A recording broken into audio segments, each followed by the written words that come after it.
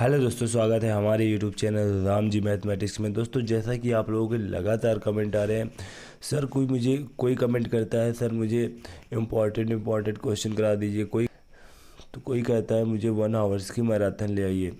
मैं यहाँ पर आपको बता दूँ, मैंने पिछली क्लास में भी आपको बताया था, अगर मैं मैराथन लाता तो आपके लिए 5-6 घंटे की कम से कम मैराथन लाता तो वो आपके लिए बहुत कुछ वहाँ पर मैं कवर कर पाता और पूरी तरह से 5-6 घंटे में आपकी मैं मैथ को कवर कर देता। लेकिन यहाँ पर देखो, जो बात है 1 आवर्स की मैराथन और इम्पॉर्टेंट क्वेश्चन करा दीजिए, तो लगभग मैंने आज इसी शेड्यूल के अकॉर्डिंग आज की क्लास में आपकी ले रहा हूँ।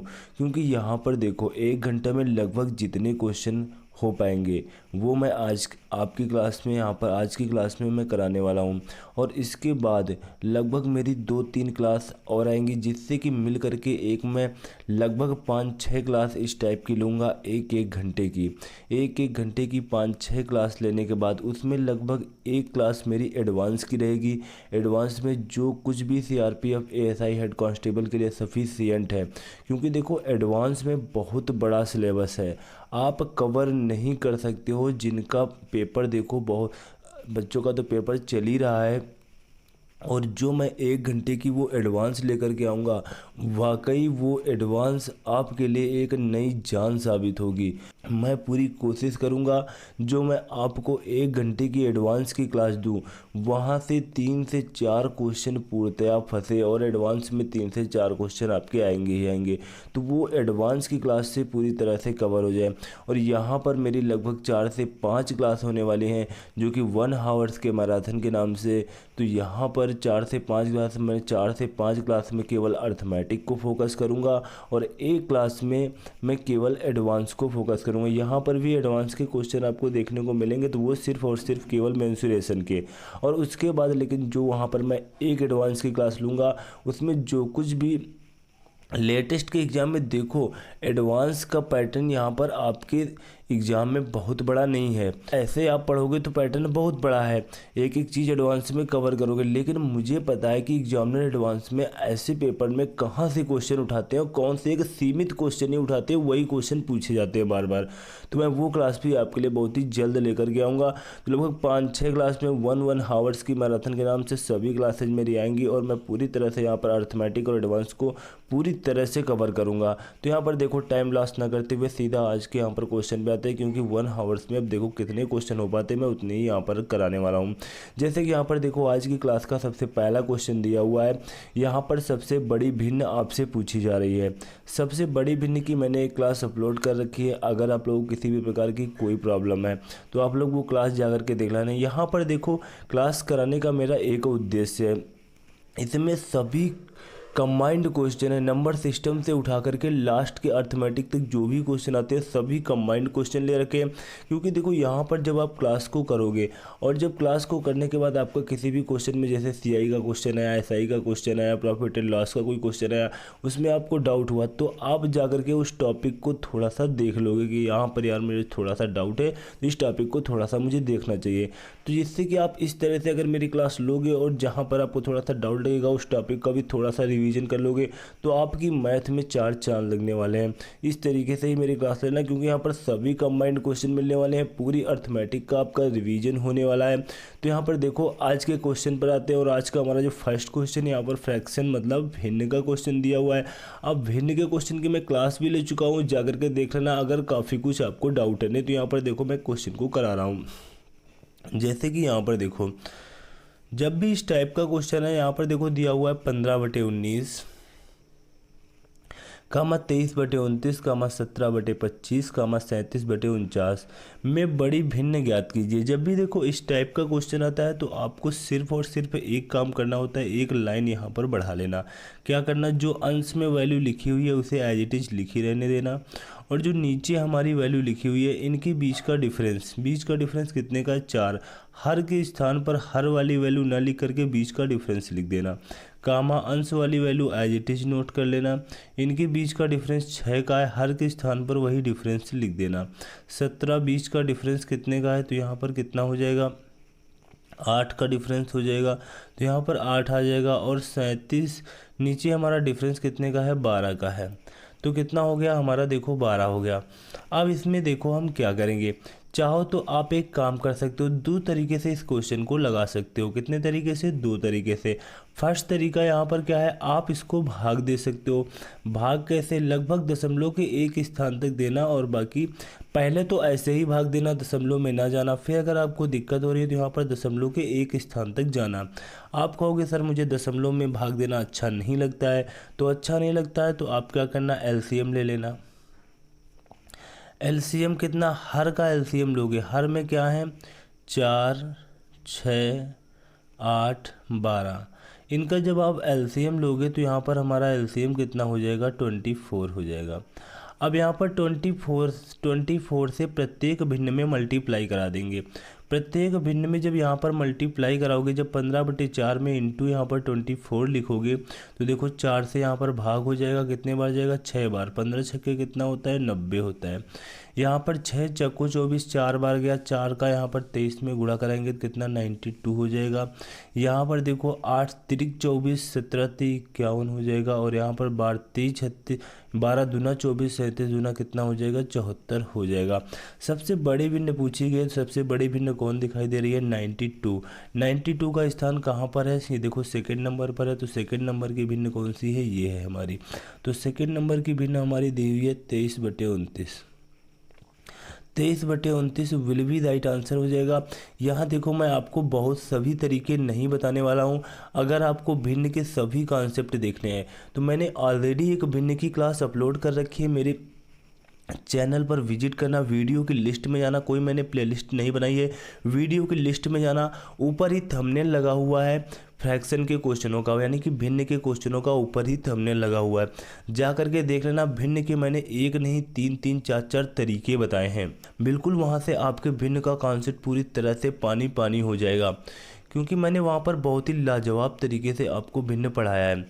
तो एक बार जरूर देखना। अगर आपको डाउट है, नहीं डाउट है तो कोई बात नहीं, आगे बढ़ना। तो यहाँ पर देखो मेरा नेक्स्ट क्वेश्चन है, यहाँ पर देखो जो हमारा नेक्स्ट क्वेश्चन दिया हुआ है, एक किसी वस्तु को 1720 रुपये में बेचने पर 14% की हानि होती है, तो उस वस्तु को 2000 रुपये में बेचे तो लाभ प्रतिशत क्या होगा। अब ये देखो प्रॉफिट एंड लॉस का बिल्कुल बेसिक सा क्वेश्चन है कि 1720 रुपये में बेचने पर 14% की हानि होती है। इसका मतलब क्रय मूल्य आपका हमेशा कितना मानते हैं, 100%।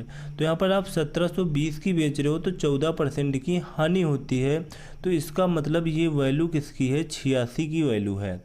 तो यहाँ से हम क्रय मूल्य आसानी से निकाल सकते हैं, नहीं निकाल सकते हैं।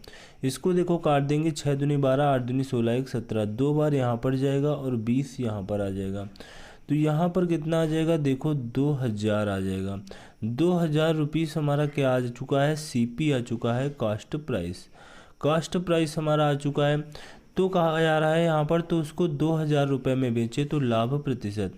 अब 2000 की है, आप 2000 की ही बेच रहे हो तो उसमें लाभ परसेंट क्या होगा, 0% लाभ होगा। कोई नो प्रॉफिट नो लॉस, जो आपको ऑप्शन में मिले वो वहाँ पर लगा देना, क्योंकि 2000 की आपका उसका कॉस्ट प्राइस 2000 की आप खरीद के लाए हो, 2000 रुपये की आप खरीद के लाए हो और 2000 रुपये में ही आप बेच रहे हो, तो वहाँ पर आपको कोई प्रॉफिट नहीं होने वाला है, 0% प्रॉफिट।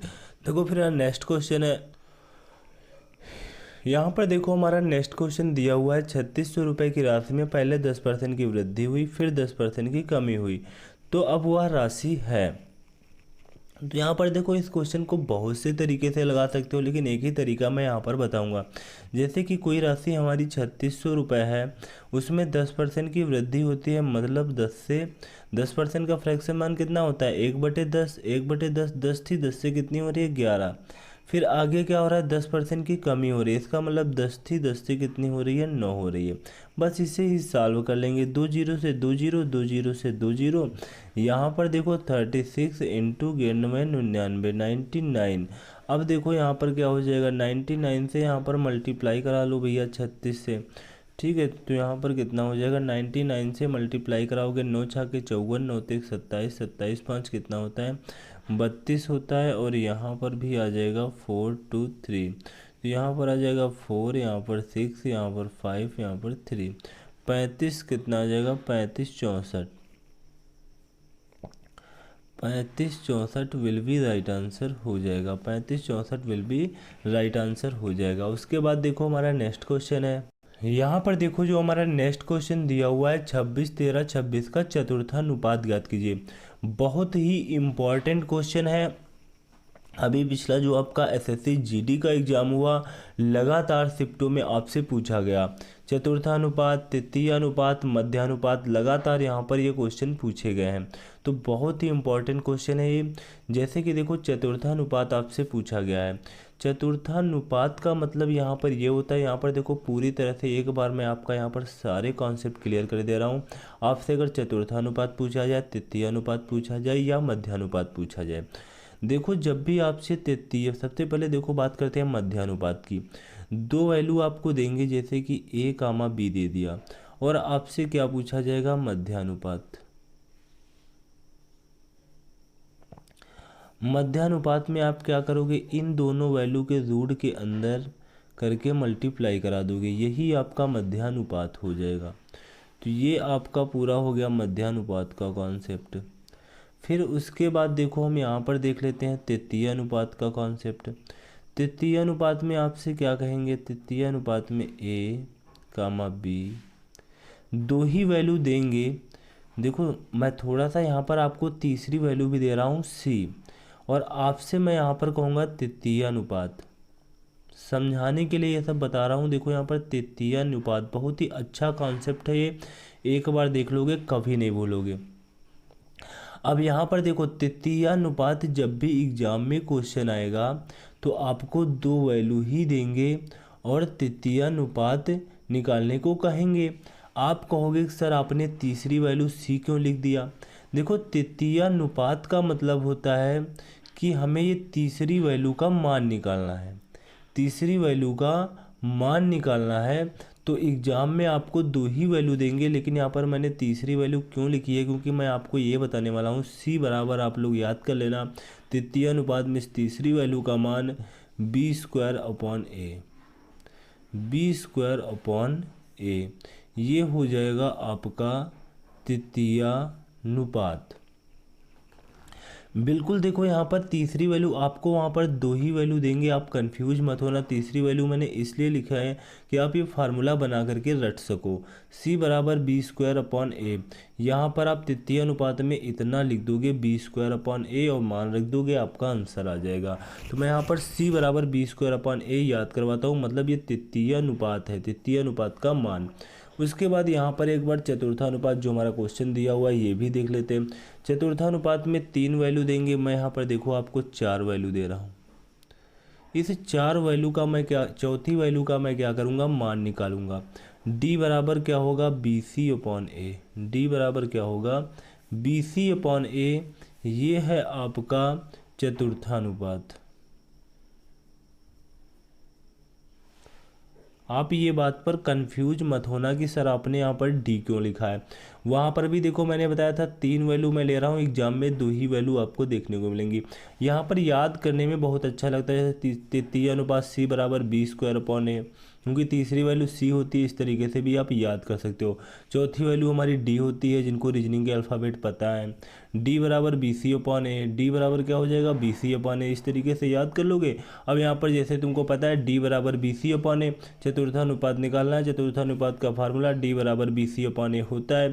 तो यहाँ पर अब रख दोगे बी सी अपॉन ए, मतलब ये हो गया ए, ये हो गया बी, ये हो गया सी। तो बी सी अपॉन ए मतलब 13 इंटू 26 अपॉन ए 26, ये कैंसिल हो जाएगा। आंसर कितना आ जाएगा यहाँ पर आंसर देखो कितना आ जाएगा, 13 विल बी राइट आंसर हो जाएगा। तो देखो इस क्वेश्चन में एसएससी जीडी के पेपर में बिल्कुल ये तीनों क्वेश्चनों ने खूब गुलछल्ले उड़ाए हैं। किसी शिफ्ट में मध्यानुपात, तो किसी शिफ्ट में तृतीय अनुपात, और किसी शिफ्ट में चतुर्थानुपात खूब पूछा गया। तो इसीलिए मैंने यहाँ पर एक क्वेश्चन में तीनों क्वेश्चन पूरी तरह से क्लियर कर दिए हैं। उसके बाद देखो हमारा नेक्स्ट क्वेश्चन है, अब यहाँ पर देखो, ये जो क्वेश्चन हमारा अनुपात का दिया हुआ है, बहुत इंपॉर्टेंट क्वेश्चन है, बहुत ज़्यादा एग्जाम में देखने को मिलता है। आज की क्लास में मैं एक एक क्वेश्चन आपके लिए चुन कर लेकर के आया हूँ, क्योंकि यहाँ पर एक एक क्वेश्चन अपने आप में बहुत इंपॉर्टेंट है। जैसे कि क्वेश्चन नंबर आप यहाँ पर 14 के नाम से जो देख रहे हैं, A/B=3:4, B/C=5:6 और C/D=7:5, A/B/C/D का मान आपसे निकलवाया जा रहा है, और कहीं पर आपसे A/B/C निकलवाया जाता है। जब एग्जामिनर को कुछ थोड़ा सा बेसिक पूछना होता है तो A/B/C तक पूछा जाता है, और ज़्यादा एडवांस लेवल तक पूछना होता है तो ये वाली वैल्यू दे करके आपसे A/B/C/D का मान पूछ लेते हैं। तो यहाँ पर मैं दोनों टाइप आपके क्लियर कर दूंगा इस क्वेश्चन में। जैसे कि यहाँ पर देखो, हम यहाँ पर वैल्यू को नोट कर लेते हैं। A/B=3:4 और B/C=5:6, C/D=7:5। यहाँ पर मैं आपको एक बात और बता दूँ, इस क्वेश्चन में जब एग्जामिनर कुछ ज़्यादा ही बढ़िया मूड में होता है तो वहाँ पर एक गलती आपसे पूर्णतया कराने की कोशिश करता है। कौन गलती? आपसे A/B का मान दिया, B/C का मान दिया, और लास्ट में एग्जामिनर ने C/D ना लिख करके D/C लिख दिया, और आपसे A/B/C/D का मान पूछ लिया गया। तो आपसे यहाँ पर बहुत बड़ी गलती होने के चांस होते हैं, क्योंकि आप यहाँ पर अनुपात को परिवर्तित नहीं करते हो, डायरेक्ट क्वेश्चन लगाने लगते हो, जो यहाँ पर तरीका आपको बताया जाता है। तो यहाँ पर एक बात ध्यान रखना, जैसे कि A/B दिया हुआ है, पहली वाली हमारी जो अनुपात में वैल्यू दी हुई है, यहाँ पर अल्फ़ाबेट दिए हुए हैं, ये हमारा देखो B से समाप्त हुआ, तो दूसरा हमारा उसी B से स्टार्ट होगा, B/C। अब ये देखो C से समाप्त हुआ, तो तीसरा हमारा उसी C से स्टार्ट होगा। तो ये बात आपको बिल्कुल ध्यान रखनी है कि हमारा क्रम यही चलना चाहिए, A/B। अब B से समाप्त हुआ तो B से ही स्टार्ट होगा, B/C, C से समाप्त हुआ तो C से ही स्टार्ट होगा, C/D। अगर यहाँ पर परिवर्तन करके दिया हुआ है, अगर यहाँ पर D/C दिया होता तो उसको आप C/D के ही क्रम में लिखोगे, वैल्यू आप उलट दोगे, तब आप क्वेश्चन को सॉल्व करोगे। जैसे कि यहाँ पर देखो, यहाँ पर ऐसा कुछ नहीं है, यहाँ पर आपसे A/B/C/D का मान पूछा गया है। तो आप देखो यहाँ पर क्या करोगे। यहाँ पर देखो, बताने के तो काफ़ी टीचर्स काफ़ी तरीके बताते हैं, सब लोग अपना अपना फंडा बताते हैं, लेकिन इस टाइप के क्वेश्चन में मैं आपको एक ही तरीका बताऊंगा, और सारे क्वेश्चनों में यही तरीका लगाना। 50 तरीके इस टाइप के क्वेश्चन में बिल्कुल ना रटना। जैसे कि यहाँ पर देखो, इस टाइप का क्वेश्चन जब भी आए, आपसे A/B/C/D का मान निकालने को कहा जाए, तो आप पहले पूरा सीधा सीधा गुणा करा लेना। क्या कराओगे? यहाँ पर देखो 3 × 5 × 7, फिर आप अनुपात लगा देना। अब यहाँ पर नेक्स्ट वैल्यू जब B का मान निकालोगे तो आप 4 से स्टार्ट करोगे और ऐसे आओगे, 4 से स्टार्ट करके ये वाला 13 ऐसे बनाते बनाते ऐसे आओगे। तो यहाँ पर देखो, अभी जब मैं वैल्यू लिखूँगा तो समझ में आएगा। 4, फिर ये 5, फिर ये 7। थोड़ा सा प्रैक्टिस कर लोगे, बिल्कुल ये तरीका रट जाएगा। उसके बाद देखो C, 4 ले लेना। देखो यहाँ से 5 तो ले चुके हो, अब 4, फिर 6, और फिर यहाँ से मुड़ जाना × 7, क्योंकि 5 का काम हो चुका। अब देखो 7 का काम भी हो चुका है। अब यहाँ पर C का मान हो गया, D का मान निकालना है। 4 × 6 × ये 5, 7 का काम हो गया। अब यहाँ पर 5, पूरे सीधी लाइन। देखो पहली वाली हमारी बिल्कुल सीधी लाइन, A में बिल्कुल सीधी लाइन, D में बिल्कुल सीधी लाइन, और केवल B और C में याद करना है। तो B में हमें पहला नंबर छोड़ के ऐसे आ जाना है, और C में हमें ये 5 तो ले चुका हूँ, अब यहाँ पर 6 और 7 ऐसे आ जाना है। बस 2 नंबर हमें ध्यान रखने हैं, B और C। A और D तो हमें ऐसे ही पता है, ये भी सीधी लाइन, ये भी सीधी लाइन। A का मान सीधी लाइन में, D का मान भी सीधी लाइन में, B और C केवल ध्यान रखना है। अब देखो, जो कट रहा है उन्हें काट देंगे, नहीं तो मल्टीप्लाई करा देंगे। जैसे 4 यहाँ पर, 4 यहाँ पर, 4 यहाँ पर, यहाँ पर 4 नहीं है, 5 तो ये कोई भी वैल्यू हमें नहीं लग रहा है कट रही है। तो यहाँ पर 5 × 15 और 15 × 7 कितना होता है? 105 होता है। 5 चक्को 20 और 7 दूनी 14, 140 हो जाएगा। यहाँ पर देखो कितना हो जाएगा, यहाँ पर हो जाएगा 6 चक्को 24 और 24 का 7 से मल्टीप्लाई करेंगे तो 7 चक्को 28, 7 दूनी 14 तो 16, 168 हो जाएगा। यहाँ पर देखो 5 चक्को 20 और 20 का 6 से गुणा करेंगे 6 दूनी 12, तो यहाँ पर देखो कितना आ चुका है 105 अनुपात 140 अनुपात 168 अनुपात 120। यही आपका क्या हो जाएगा, राइट आंसर हो जाएगा। यहाँ पर थोड़ा सा मैं आपको एक कॉन्सेप्ट और बता दूँ। अभी देखो एक दो क्वेश्चन मैंने इस टाइप के और ले रखे हैं, तो वहाँ पर छोटे क्वेश्चन भी है, तो वहाँ पर मैं पूरी तरह से आपका डाउट क्लियर कर दूंगा। अगर इसमें थोड़ा बहुत, इसमें देखो डाउट तो कोई नहीं रहा होगा, लेकिन आगे अभी क्वेश्चन है मैंने ले रखे हैं कि जब ए अनुपात बी दिया हो, बी अनुपात सी दिया हो, तो ए अनुपात बी अनुपात सी का मान कैसे निकालेंगे, वो भी क्वेश्चन अभी आपको आगे देखने को मिलेगा। तो देखो हमारा नेक्स्ट क्वेश्चन है, यहाँ पर देखो जो हमारा नेक्स्ट क्वेश्चन दिया हुआ है साधारण ब्याज यानी कि एसआई का सिंपल सा क्वेश्चन दिया हुआ है, और ये क्वेश्चन भी एग्जामिनर का फेवरेट क्वेश्चन माना जाता है। लगातार एग्जामों में ये क्वेश्चन पूछा जाता है, क्योंकि ये क्वेश्चन देखो क्या दिया हुआ है इसमें, देखो किसी निश्चित मूलधन का साधारण ब्याज उसके मूलधन के 16/25 गुना है। यदि ब्याज की दर समय दोनों बराबर हो तो ब्याज की दर और समय ज्ञात कीजिए। अब देखो इसमें क्या करेंगे, जब भी इस टाइप का क्वेश्चन आए तो यहाँ पर आपको सिर्फ एक बात याद रखनी है, साधारण ब्याज का क्वेश्चन हो और यहाँ पर साधारण ब्याज उसके मूलधन का 16/25 गुना इस तरह करके लिखा हो, और यहाँ पर लास्ट में एक बात और लिखी हुई होती है, दर और समय दोनों क्या हैं, बराबर हैं। दर और समय दोनों क्या हैं, बराबर हैं। तब आपको यहाँ पर एक काम करना है, √a/b इंटू बाहर क्या करेंगे 10। आप कहोगे सर ये √a/b क्या है, √a/b जो आपकी ये गुना में वैल्यू दी हुई है, गुना में कौन सी 16/25 इंटू ये 10 जो है आपका बाहर है, देखो इतना ध्यान रखना। तो यहाँ पर कितना आएगा 4/5 इंटू 10 आ जाएगा, 5 दूनी 10, 4 दूनी 8। ये आपकी क्या निकलेगी, ये आपकी रेट निकलेगी। 8% आपकी क्या आ चुकी है, रेट आ चुकी है। 8% आपकी रेट आ चुकी है। तो यहाँ पर देखो हम क्या करेंगे, 8% तो आपका आंसर हो गया ऑप्शन नंबर ए। लेकिन आप कहोगे कि सर यहाँ पर समय भी तो निकालना होगा। अरे मेरे दोस्त क्वेश्चन को ध्यान से पढ़ो, यही तो एग्जामिनर आपको घुमाते हैं। आप यहाँ पर फिर समय भी निकालने लगोगे। इस क्वेश्चन में ये जो तरीका जहाँ पर लगता है उसका एक ही मतलब होता है, जहाँ दर और समय दोनों बराबर हों तभी हम ये तरीका लगाते हैं। अब दर और समय दोनों बराबर हों तो दर हमारी 8% है, तो समय और दर बराबर यहाँ पर हों तभी तो हम ये तरीका लगाएंगे।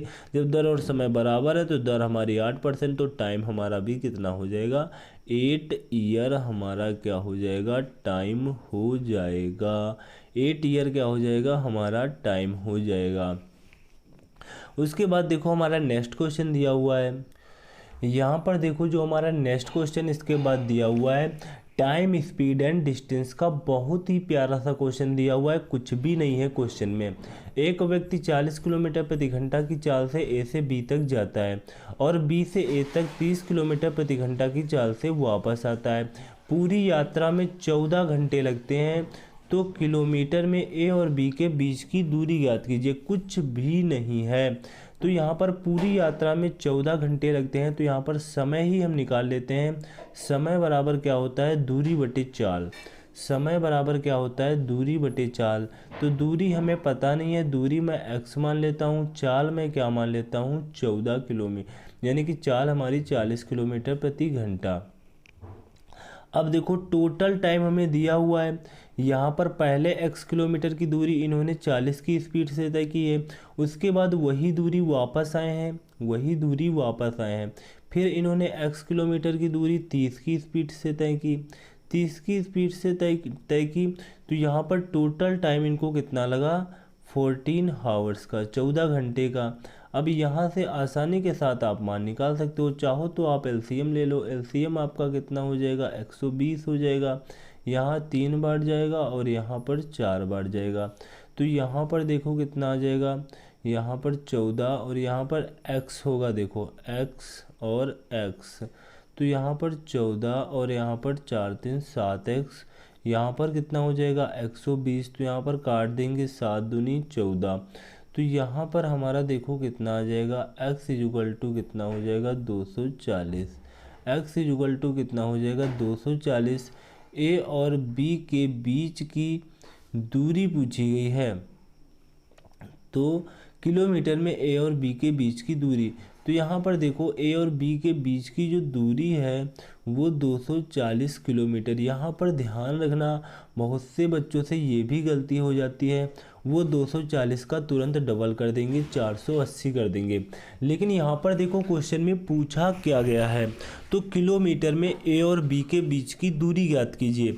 अब देखो ए और बी के बीच की दूरी मैंने कितनी मानी थी, x, लेकिन वो x किलोमीटर ए से बी तक पहुँचे और पुनः बी से ए पर वापस आए हैं, तो ए और बी के बीच की दूरी पूछी गई है। उन्होंने ये नहीं पूछा है कि उन्होंने टोटल डिस्टेंस कितनी तय की।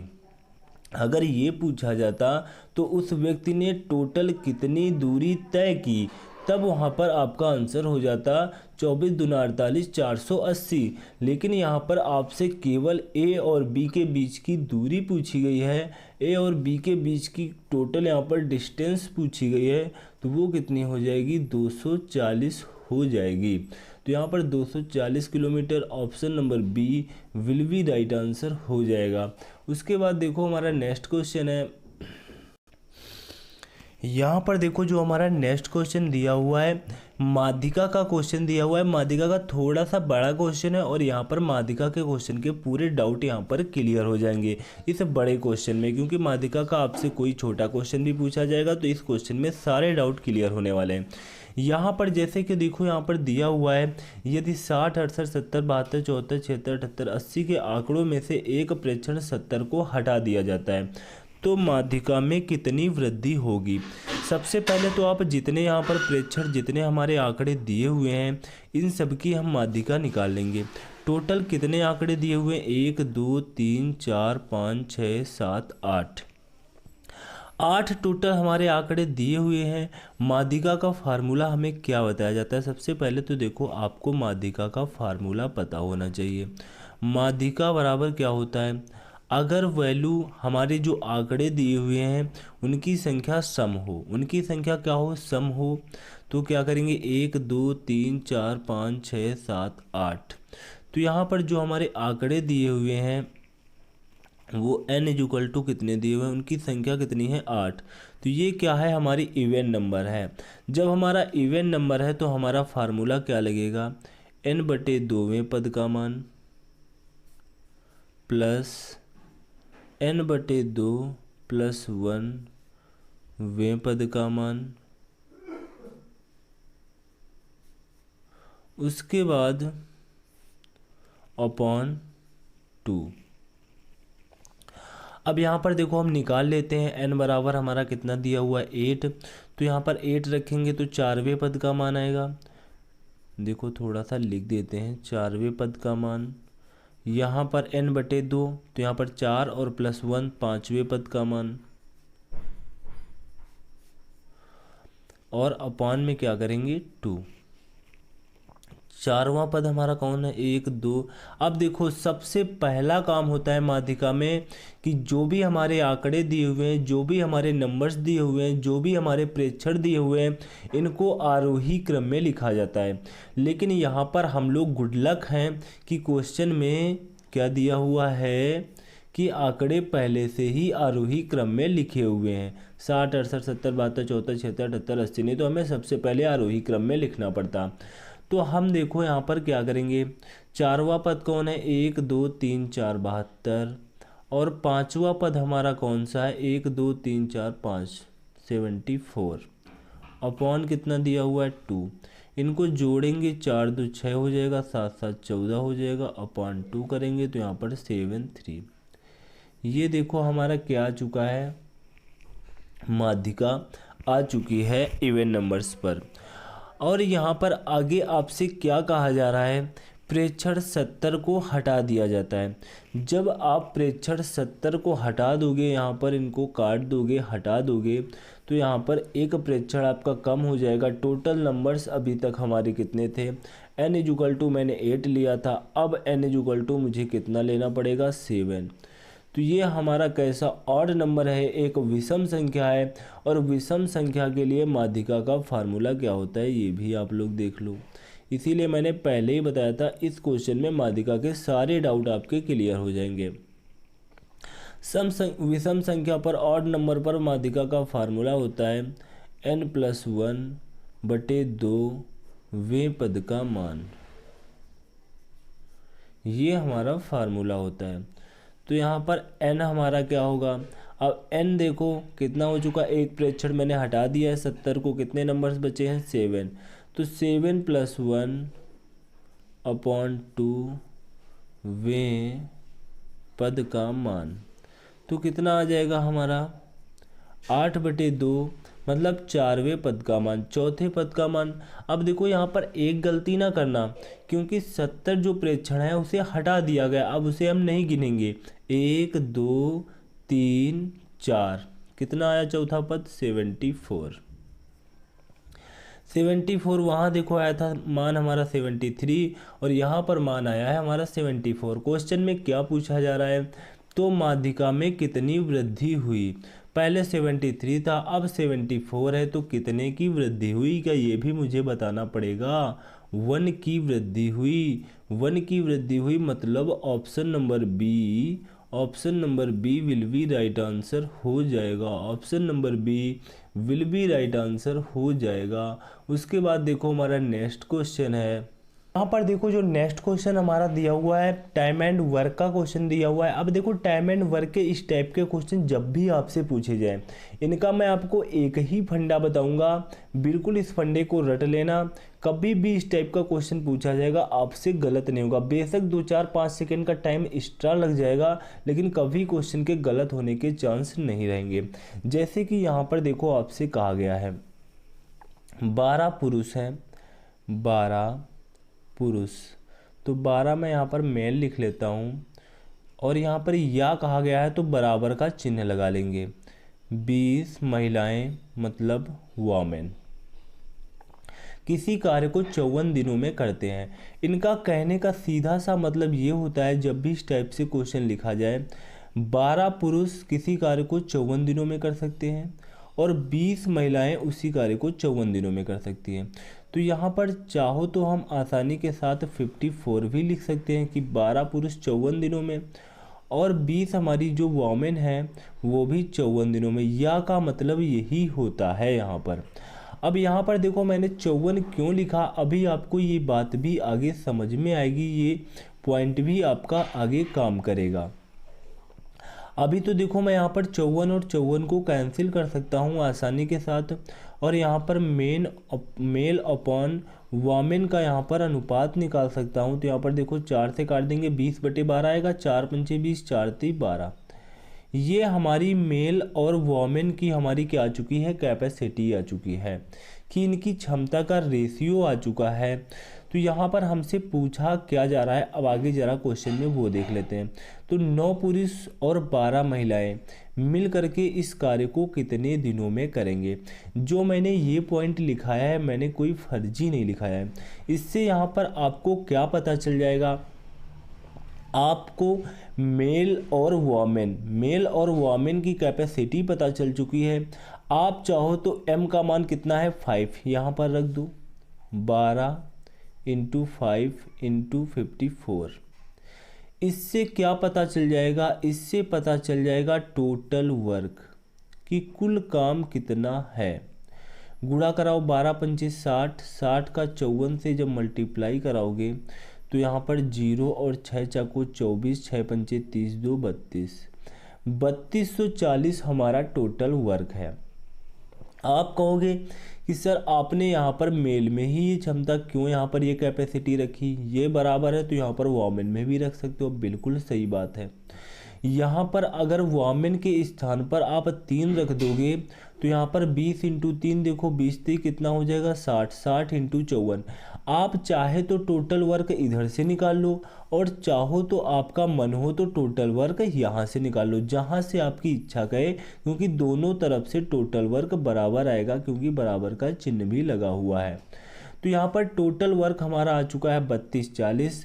यहाँ पर आपसे पूछा क्या जा रहा है, तो 9 पुरुष 9 मेल और 12 हमारी क्या है वॉमेन मिलकर इस कार्य को, अब 9 पुरुष अगर हमारे 9 मेल और 12 वॉमेन अगर हमारे मिल जाएंगे तो यहाँ पर एक मेल की क्षमता कितनी है, कैपेसिटी 5 है, तो 9 की कितनी हो जाएगी 45। 12 वामेन, एक वामेन की कैपेसिटी 3 है तो 12 वामेन की कितनी हो जाएगी 36। तो यहाँ पर इनकी टोटल कैपेसिटी 6 5 11 और 4 3 7 1 8, टोटल इनकी कैपेसिटी 81 आ गई है। अब ये एक दिन में 81 कार्य कर रहे हैं और टोटल इनको 3240 वर्क करना है, तो 81 की कैपेसिटी के साथ ये कितने दिनों में कार्य को करेंगे। तो यहाँ पर देखो क्या ये 9 से कट जाएगा, 9 त्रिक 27 और 5 बिल्कुल कट जाएगा, 9 त्रिक 27, 9 छाके 54 0, 9 9 81, 9 चौको 36, कितना आया 40 आया। तो यहाँ पर कितना आंसर आ गया हमारा 40। तो 9 पुरुष और 12 महिलाएं मिलकर के इस कार्य को कितने दिनों में करेंगी, 40 days will be right answer हो जाएगा। दोस्तों जितने भी क्वेश्चन मैं करा रहा हूँ, अगर आपको किसी भी क्वेश्चन में किसी भी प्रकार का कोई डाउट है तो निसंकोच कमेंट बॉक्स में छाप देना, क्योंकि मेरी देखो अब यहाँ पर लगातार मैराथन 1 आवर्स की, क्योंकि देखो मैं आपको एक 5 से 6 घंटे की मैराथन दे देता, लेकिन कुछ मेरे सामने प्रॉब्लम है, मैंने ऑलरेडी आपको बता रखा है, अब वो बात मैं बार बार नहीं कहना चाहता हूँ।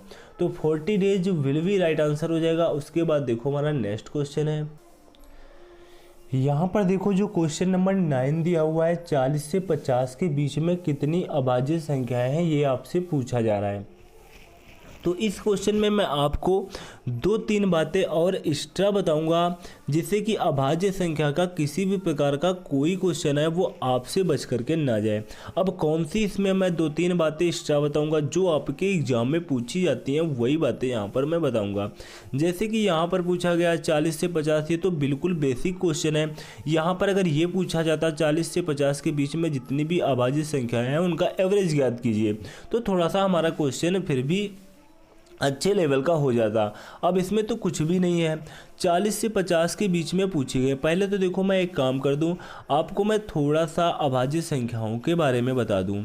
अभाज्य संख्याओं के बारे में क्या बताऊंगा, ये तो नहीं बताऊंगा अभाज्य संख्याएं हमारी कौन सी होती हैं, ये तो आपको पता होगा। 1 से लेकर के 25 तक, 1 से लेकर के 25 तक कितनी अभाज्य संख्याएं हैं।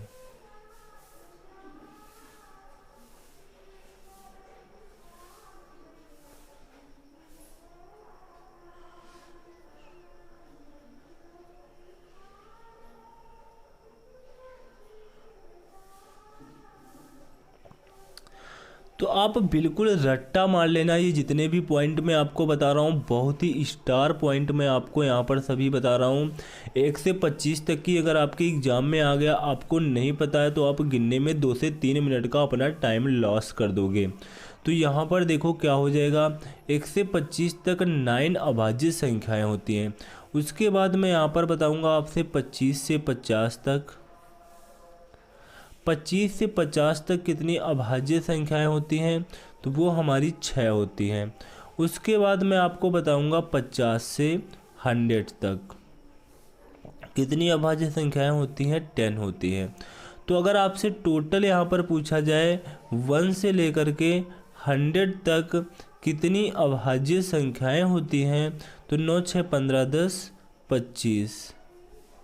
तो यहाँ पर सारे पॉइंट आपकी अभाज्य संख्याओं के क्लियर कर दिए हैं।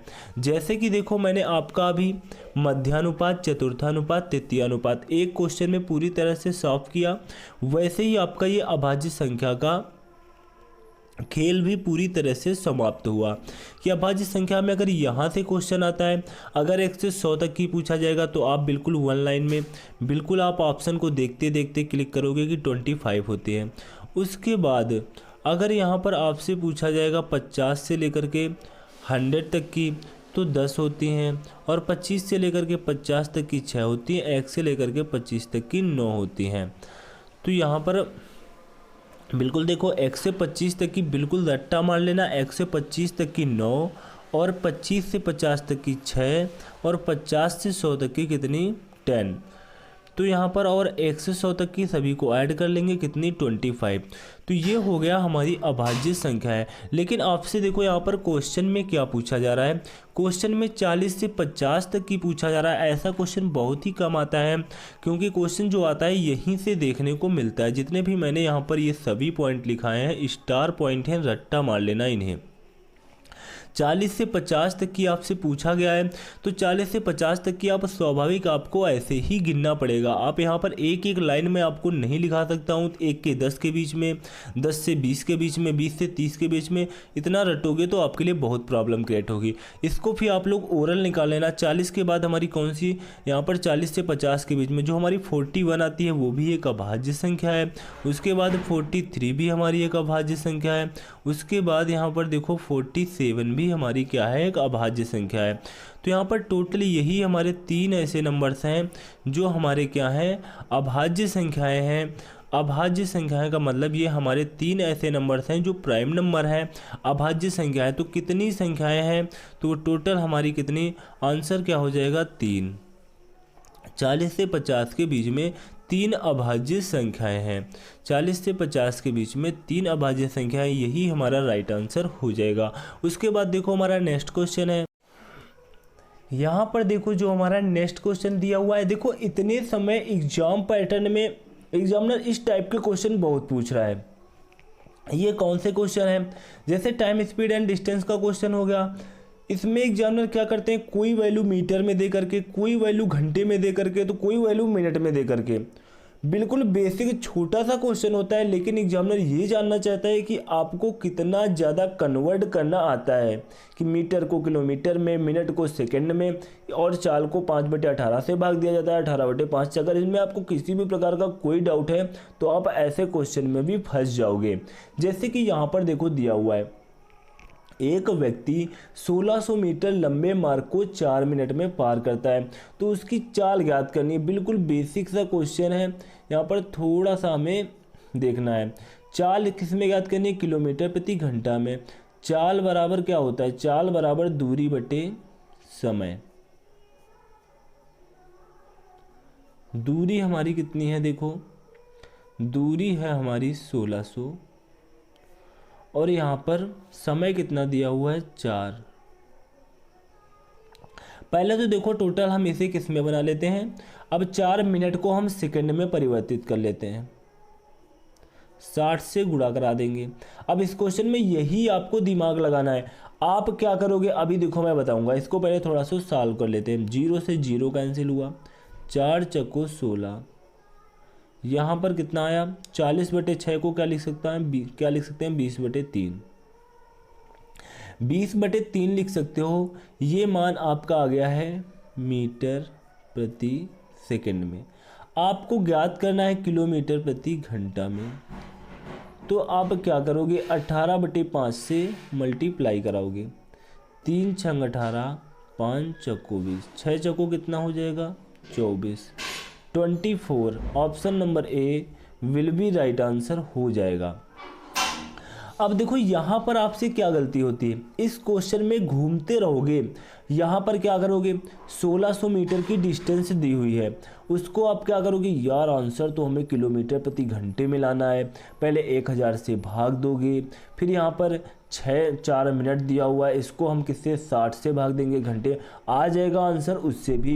लेकिन यहाँ पर थोड़ा सा हमें दिमाग लगाने की आवश्यकता होती है, हम कैसे क्वेश्चन को लगाएं तो उसका आंसर हमें जल्दी से जल्दी प्राप्त हो जाए। क्योंकि यहाँ पर देखो मीटर में दिया हुआ था, यहाँ पर केवल हमें मिनट में दिया हुआ था, इसको मुझे सेकंड में चेंज करना था, तो आंसर हमारा मीटर प्रति सेकंड में आता। और जब मीटर प्रति सेकंड में आ गया उसको किलोमीटर प्रति घंटा में बनाना है, तो 18/5 से मल्टीप्लाई। अगर किलोमीटर प्रति घंटा में दिया हुआ है, उसको मीटर प्रति सेकंड में दिया हुआ है, तो 5/18 से मल्टीप्लाई। इतना काम आपको करना है। तो आइए, ऐसे क्वेश्चन एग्जाम में अब बहुत पूछे जा रहे हैं, क्योंकि इनमें थोड़ा सा कैलकुलेशन बढ़ जाता है।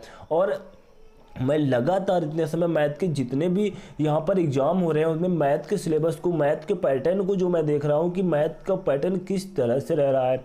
जैसे कि पिछला अभी यूपीएसआई का एग्जाम हुआ, एसएससी जीडी का एग्जाम हुआ, इसके पहले आरआरसी ग्रुप डी का एग्जाम हुआ, तो उसमें देखो मैथ और रीजनिंग के क्वेश्चन बिल्कुल भी वहाँ पर एडवांस लेवल, हाई लेवल के नहीं आ रहे हैं, केवल कैलकुलेशन। उनको कोई भी क्वेश्चन अगर कठिन करना होता है तो उनकी डिजिट को ऐसा रखते हैं कि उनका कैलकुलेशन टफ हो जाए।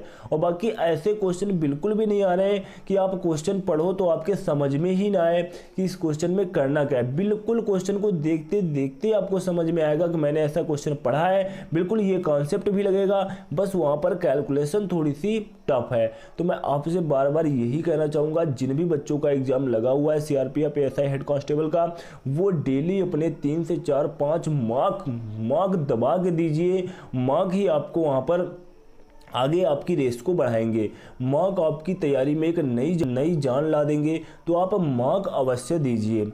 उसके बाद देखो हमारा नेक्स्ट क्वेश्चन है, यहाँ पर देखो जो नेक्स्ट क्वेश्चन है हमारा मेंसुरेशन का क्वेश्चन है। मैंने आपसे बताया मैं एडवांस की क्लास लेकर के आऊँगा। इसमें मेरी लगभग सभी 1 आवर्स की मैराथन के नाम से, सीआरपीएफ एएसआई हेड कांस्टेबल के नाम से क्लासेज जाएंगी, 1 आवर्स की मैराथन के नाम से क्लासेज जाएंगी। तो यहाँ पर जो मैं एक क्लास आपके लिए लेकर आऊँगा एडवांस की, एडवांस में मैं आपके वो क्वेश्चन लेकर के आऊँगा जैसे कि यहाँ पर देखो मेंसुरेशन, मैंने यहाँ पर अर्थमेटिक और मेंसुरेशन को कवर कर रखा है। तो लगभग 4 से 5 क्लास में मैं अर्थमेटिक और मेंसुरेशन एक साथ है। उसके बाद एक क्लास सिर्फ और सिर्फ एडवांस की होगी। तो वहाँ पर जो ट्रायंगल के क्वेश्चन होते हैं, वृत्त के क्वेश्चन होते हैं, सारे क्वेश्चन वहाँ पर एक क्लास में कवर करा दूंगा। जितना आपके एग्जाम के लिए सफिशियंट है वहीं से 2 से 3 क्वेश्चन आएंगे और 100% देखना वहीं से क्वेश्चन आपके फंस जाएंगे। ज़्यादा कुछ विशेष आपको पढ़ने की आवश्यकता ही नहीं पड़ेगी। जैसे यहाँ पर देखो हमारा क्वेश्चन दिया हुआ है, एक समबाहु त्रिभुज का परिमाप जो दिया हुआ है वो 12√3 सेंटीमीटर दिया हुआ है। समबाहु त्रिभुज का परिमाप क्या होता है? समबाहु त्रिभुज की सभी भुजाएं समान होती हैं, ये तो आपको पता ही होना चाहिए। जैसे कि हमारी ये ए, तो ये ए, और परिमाप मतलब तीनों भुजाओं का योग। इसका मतलब 3a = 12√3। 12√3 यहाँ पर देखो ये 12 लिखा हुआ है, 12√3। तो यहाँ पर हमारा ये क्या हो जाएगा, a बराबर क्या हो जाएगा 4√3। अब समबाहु त्रिभुज की ऊंचाई का फार्मूला भी एक होता है, h बराबर क्या होता है √3/2 इंटू भुजा, ये हमारा फार्मूला होता है। तो √3/2 भुजा तो मैंने निकाल ली है 4√3, 2 से काट देंगे 2 और यहाँ पर मल्टीप्लाई करा देंगे तो कितना आ जाएगा 6 centimetre. Option number C will be right answer हो जाएगा। Option number C will be right answer हो जाएगा। उसके बाद हमारा नेक्स्ट क्वेश्चन है। अब ये क्वेश्चन देखो मैंने आपको पीछे कराया था, मैंने बताया था एक क्वेश्चन आगे है उसी में ये कॉन्सेप्ट बता देता। वहाँ पर थोड़ा सा बड़ा क्वेश्चन था, ABBCCD का मान दिया हुआ था और A/B/C/D का मान, A/B/C/D का मान पूछा जा रहा था। यहाँ पर आपसे A/B/C का मान पूछा गया है। तो A/B का मान देखो कितना दिया हुआ है, बिल्कुल उसी कॉन्सेप्ट के साथ ये क्वेश्चन भी हम लगाएंगे। और B/C का मान कितना दिया हुआ है, 3:5 दिया हुआ है। और आपसे पूछा जा रहा है A/B/C। मैंने कहा था एक ये वाली वैल्यू और एक ये वाली वैल्यू, सीधी लाइन का गुणा सीधी लाइन का गुणा क्या हो जाएगा, 5×3 = 15 और 4×5 = 20। ये दोनों नंबर्स हमारे निकल करके आ चुके A और C।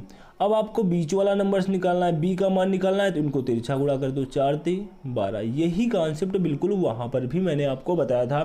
तो यहाँ पर जो हमारा आंसर आ चुका है 15:12:20, कौन सा हमारा आंसर है यहाँ पर, option number B will be right answer हो जाएगा। Option number B will be right answer हो जाएगा। उसके बाद देखो हमारा नेक्स्ट क्वेश्चन है। यहाँ पर देखो नंबर सिस्टम का प्यारा सा क्वेश्चन दिया हुआ है 57 सही 12/29।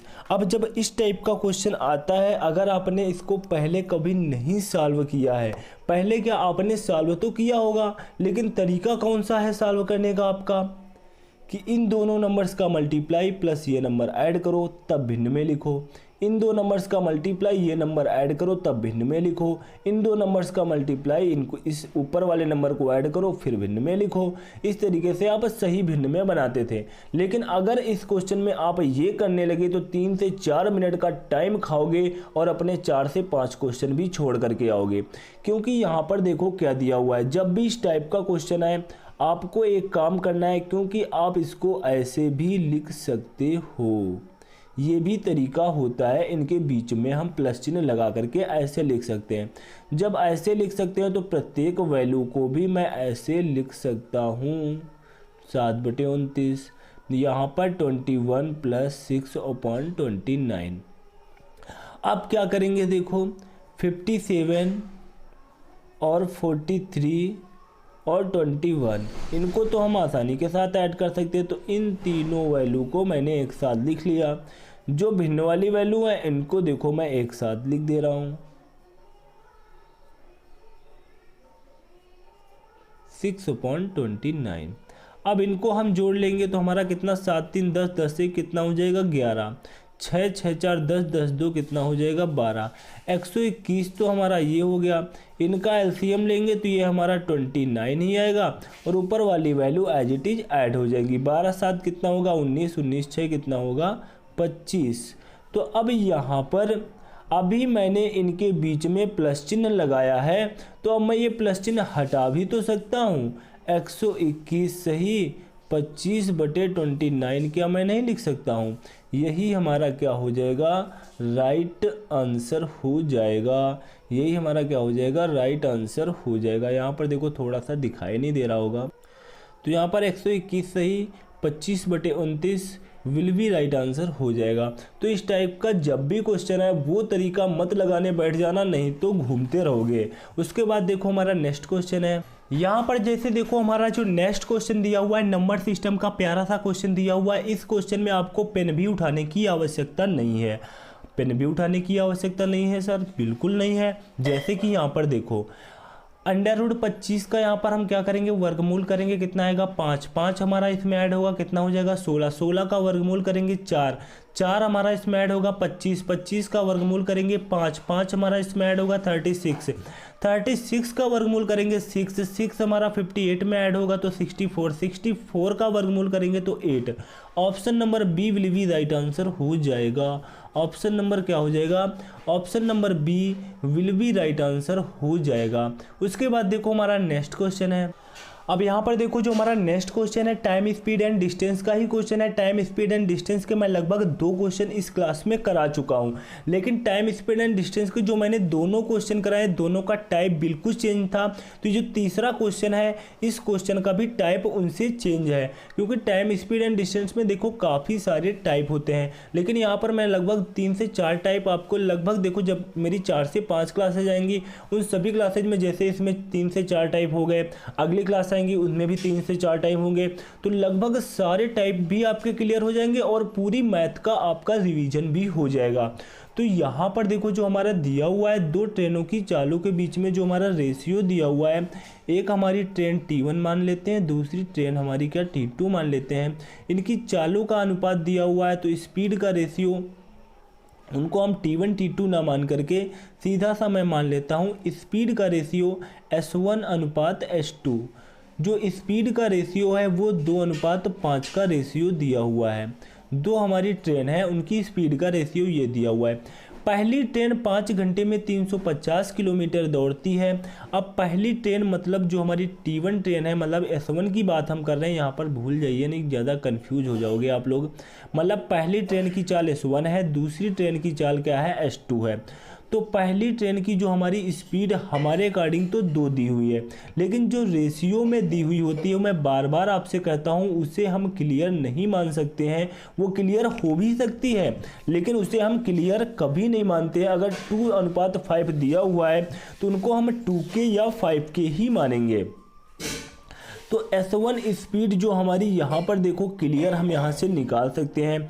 यदि पहली ट्रेन 5 घंटे में 350 किलोमीटर दौड़ती है तो चाल बराबर क्या हो जाएगा, दूरी बटे समय। दूरी कितनी है 350, समय कितना है 5, तो यहाँ पर कितना आ जाएगा 5 सत्ते 35, 70 km प्रति हावर्स।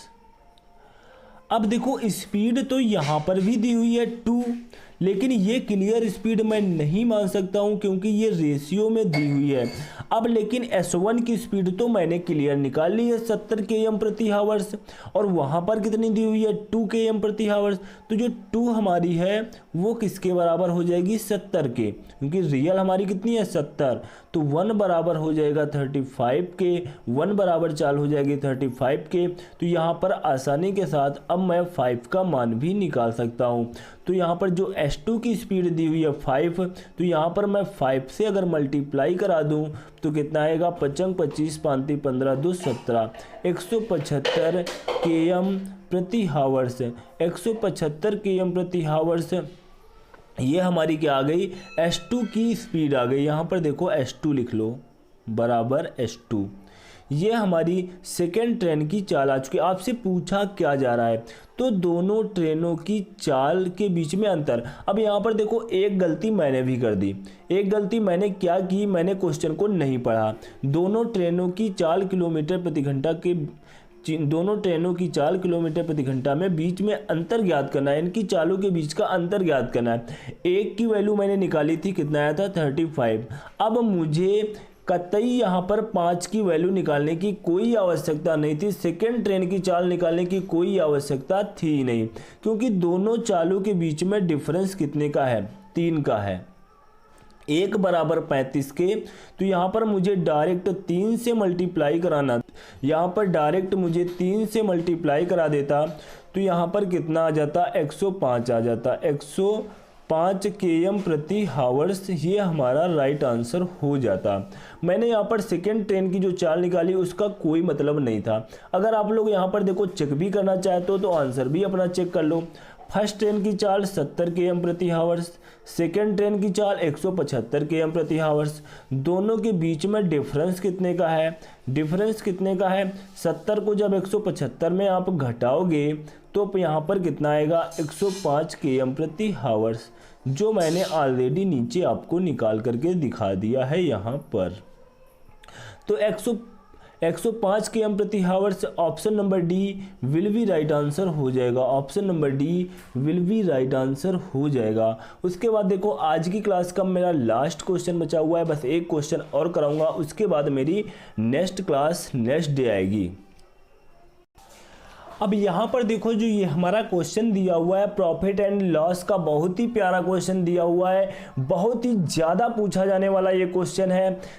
एक फल की दुकान में 40 सेब का क्रय मूल्य 30 सेब के विक्रय मूल्य के बराबर है। दुकानदार द्वारा अर्जित लाभ प्रतिशत क्या है।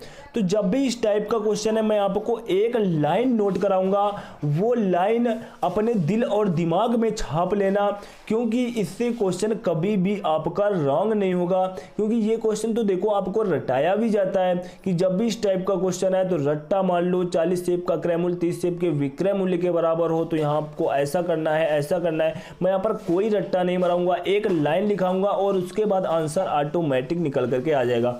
वो कौन सी लाइन है, जैसे कि यहाँ पर देखो लैंग्वेज में यहाँ पर कहा गया है 40 सेब का क्रय मूल्य, तो 40 सेब का जो हमारा क्रय मूल्य है सीपी है, 40 सेब का जो हमारा सीपी है वो 30 सेब के विक्रय मूल्य मतलब एसपी के बराबर है। अब क्वेश्चन में देखो यही तो कहा गया है कि 40 सेब का जो हमारा क्रय मूल्य है वो 30 सेब के विक्रय मूल्य के बराबर। क्या मैंने कुछ अपनी तरफ से किया? बिल्कुल भी तो नहीं किया। तो हम इसमें क्या करेंगे, बिल्कुल जैसा कहा गया था वैसा मैंने लिख दिया। अब मुझे यहाँ पर कास्ट प्राइस सीपी और एसपी में क्या प्राप्त हो गया, रेशियो प्राप्त हो गया। रेशियो कितना प्राप्त हुआ, 3:4 का। अब यहाँ से क्लियर मुझे जानकारी प्राप्त हुई, अगर हमारा कास्ट प्राइस 3 है तो हमारा यहाँ पर जो विक्रय मूल्य SP है वो कितना है, 4 है। अगर कोई वस्तु तुम 3 के खरीद के लाए हो और 4 की बेच रहे हो तो आपको लाभ कितने का हो रहा है, 1 का हो रहा है, बटे 3 क्रय मूल्य इंटू 100। तो आंसर कितना हो जाएगा, 33 सही 1/3%। तो यहाँ पर कितना हो जाएगा, 33 सही 1/3%। ऑप्शन नंबर यहाँ पर B will be right answer हो जाएगा। Option number B will be right answer हो जाएगा। दोस्तों अगर आज की क्लास में किसी भी प्रकार का किसी क्वेश्चन में कोई डाउट रहा हो तो निसंकोच नीचे कमेंट बॉक्स में कमेंट कर देना, और ये भी बता देना कि आज मेरी जो यहाँ पर 1 आवर्स की मैराथन ली है आपको कैसी लगी, वो भी बता देना। और अभी तक हमारे YouTube channel Ram ji mathematics को सब्सक्राइब नहीं किया है तो सब्सक्राइब कर लेना, बेल आइकन पे ऑल पे जाकर के प्रेस कर लेना, जिससे किसी भी प्रकार की कोई नई वीडियो अपलोड करूं उसकी नोटिफिकेशन आपको सबसे पहले मिल सके। Thanks to all of you.